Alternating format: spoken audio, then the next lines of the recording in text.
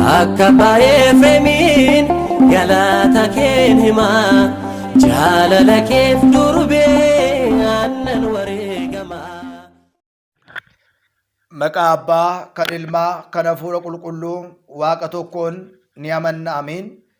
Kabajamoota jaalatamoota maatiiwwan Waaqayyoon kan jaalattan, Waaqayyo isiniin kan jaalatu hordoftoonni chaanaalii keenyaa yeroo santuubii akkam jirtu, akkam yoo nageessanii, akkam turtanii guyyaa har'aatiin kan nu ga'e Waaqni keenya galannii fi ulfinni teessoo isaa ari'ame irratti isaatiif haa ta'u jechuun barbaada. Guyyaa har'aa kana akka fedhaa fi jaalala Waaqayyootti barumsa keenya walitti fufinsaa kutaa 40ffaa kan walitti ilaallu ganama qabamu tooftaa ittiin hafuura hamaa mo'annuu fi injifannu guddummaa keessatti hafuura naannessaa jiru kan jedhudha. Kana jechuun በትልቅነት ውስጥ ያለው የአዙሪት መንፈስ ጉዳችሁ ከሰት አፉራ ናነሳ ጅሩ ከንጀሩ ኩታኒ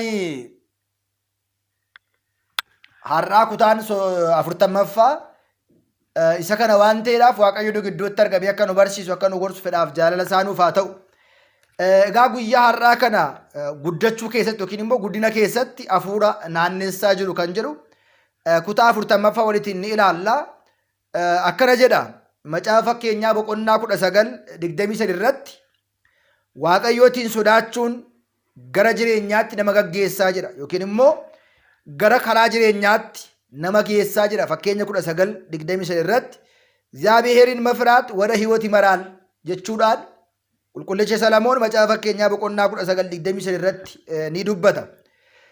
Egaa guddummaa jechuun yookiin immoo hafuura naannessaa guddummaa jechuun maal akka ta'e jecha isaa kan agarru mootota lammaffaa macaafa moototaa lammaffaa boqonnaa 1 irratti jedha. macaafa moototaa የአዙሪት የትልቅነት አዙሪት የሚለው የምናገኘው በሁለተኛ ነገሥት ምዕራፍ 1 ላይ ይገኛል ይላል። boqonnaa 1 irratti argama.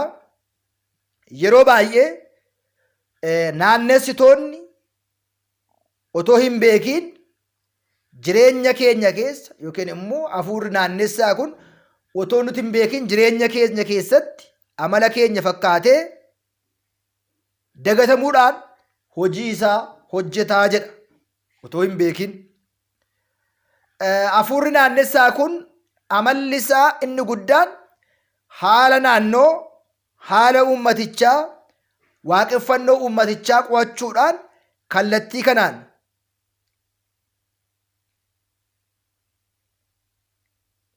kallattii jijjiirsisee uummata kana keessatti hojii dha'iinsaa yookiin immoo mitaa taa'uu annoodhaan hojii dha'iinsa jireenyaa xinqolaadhaan kan jiraatan namoonni meeshaa taasisaa jedha.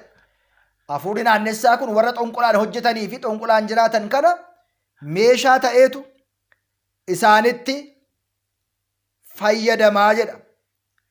Egaa azurit kan jennu kun naannessaa yookiin immoo naannessee kan kuffisu jechuudha. Azurit jechuun yookiin immoo naannessaa jechuun gara barbaannutti otoo hin ga'iin naannofnee umurii malee bara keenya malee xummuruu jedha. Hafuurri naannessaa kun maal godha jennee gaafa ilaallu inni guddaan umurii malee kaayyoof karoora qabne otoo fiixaan hin baasiin otoo hin xummuriin naanna'anii karaatti hafuu jechaadha. Eessa gahaa jedhamee namni yaadame otoo eessayyuu hin gahiin akka hafu.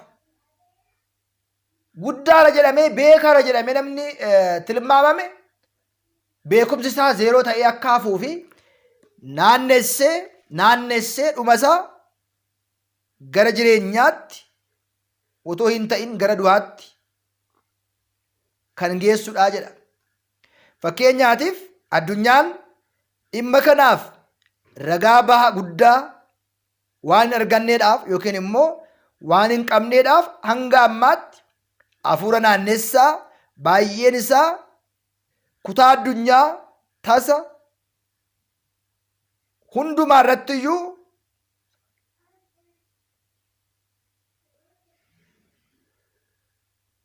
kan mul'atuu fi nama baay'ee miidhaa kan jiru ta'uusaa nu hubachiisa. Inni biraan immoo bifaatiin gosaan otoo gargar hin ba'iin haala hafuurawaa kana keessatti rakkoo isaanii kan argan akka hoolaatti amalli isaanii akka wareegnetti yookiin immoo mataa keenya akka waan hin wareegnetti guddummaan keenya hafuurri kun ogummaa keenya gubbaa keenya irratti diriirsuudhaan dandeettii ni qabaa jedha. Dandeettii ni qaba. Akkamitti guddummaa yookiin immoo guddummaan maalidha? Guddummaa keessatti immoo hafuurri naannessaa kun jechuunis maal jechuudha? Armaan gaditti ibsamee akkuma jiru kan laalludha jedhee kaa'ee jira. Inni jalqabaan macaafa moototaa isa lammataa boqonnaa 1:1-4 yoo ilaalle Akaab erga du'een booda Mo'aab Israa'eloota irratti dabanii jedha. Akaab erga du'een booda warri Mo'aabotaa Israa'eloota irratti dabanii. Akiyaazis immoo Samaariyaatti waltajjii irratti taa'ee osoo jiru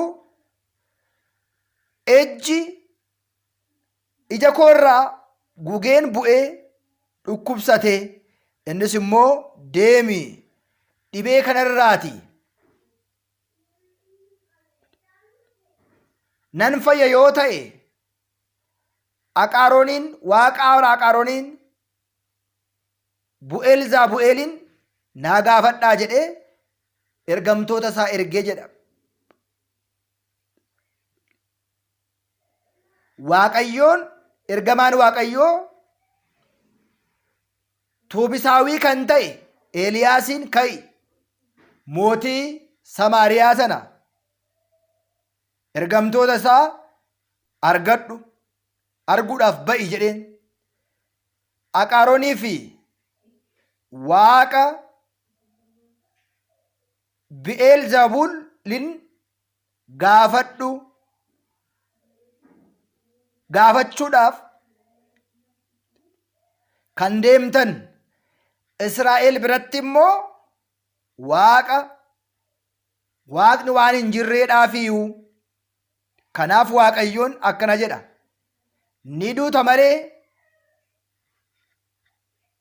algaa irraa buute sana hin dhaaltu ittiin jedhii jedheen.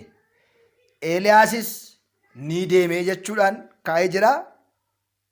Warri Mo'aabotaa seenaa wal borcaa kan qaban lammiiwwan isaanii yoo ta'an iyyuu Sadoomii fi Gomoraa yeroo badetti karaa sanyii Looxirraatii kan hafan ijoollee lamman isaa sababa isaaniitiin hafuura machiitiin isaaniin wal quunnamee Mo'aab kan jedhu jecha Mo'aabotarraati qooqa kallattiidhaan hiikaa የአባቴን አስክሬ ያገኘሁት ልጅ ማለት ነው። ሞአብ jechuun abbaa koo macheessee ilman irraa haragadhe jechuudha.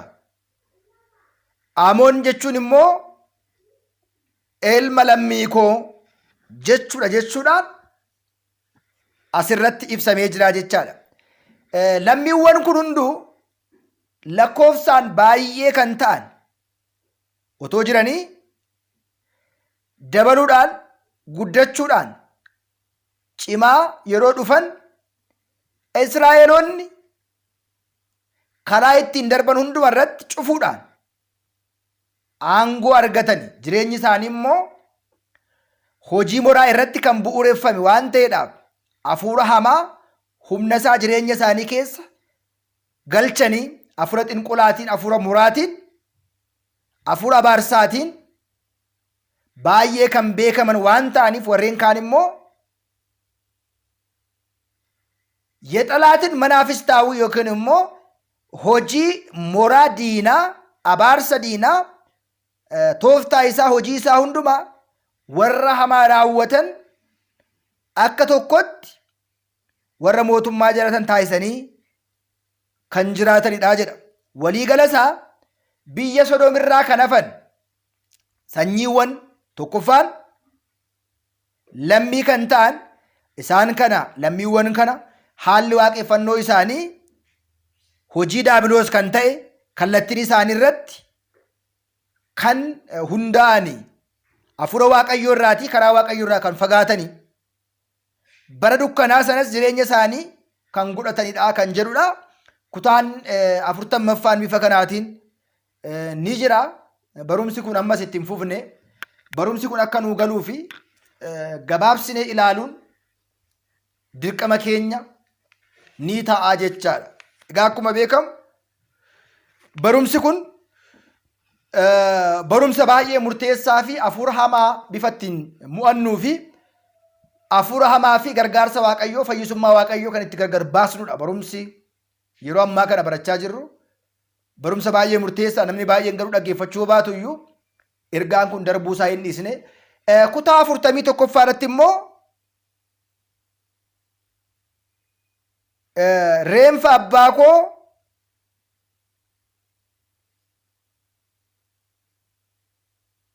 ilmoo argate. Reenfa abbaa koo ilmoo argate.